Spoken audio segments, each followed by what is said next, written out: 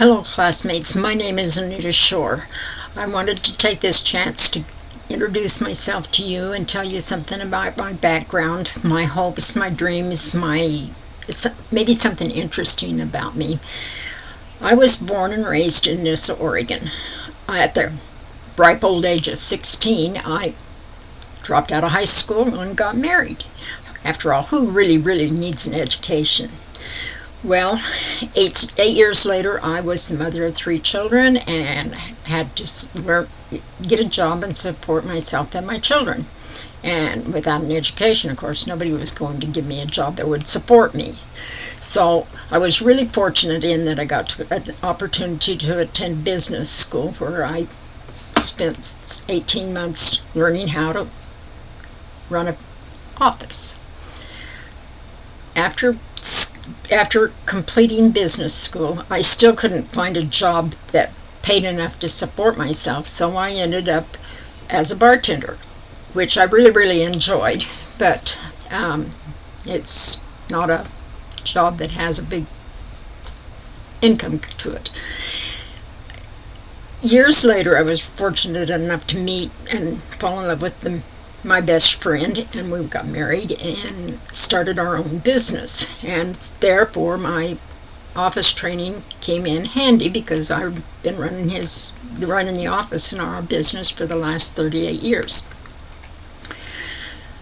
As I was growing up, I kept telling my children, and then of course when my grandkids came along, I told my grandkids, get an education. It's the most important thing in the world you can ever do.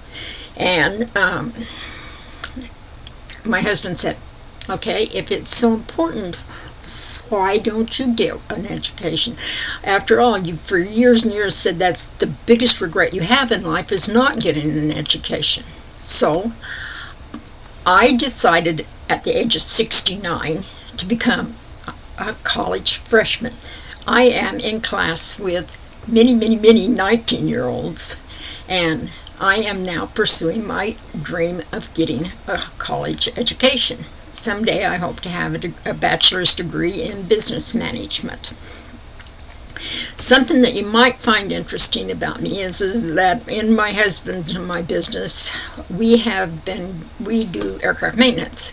And not only have I, with his assistance of course, torn down an aircraft engine, I've reassembled it.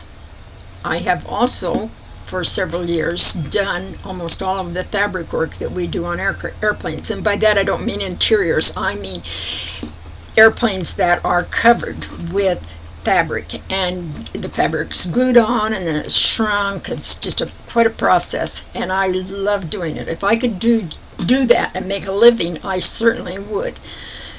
But not very many people want to put $20,000 or $30,000 into a $20,000 airplane, so they aren't willing to pay to have it done. So now I have told you a little bit about my past, my hopes, my dreams, and something interesting about me, and I really appreciate your time. Thank you. Bye-bye.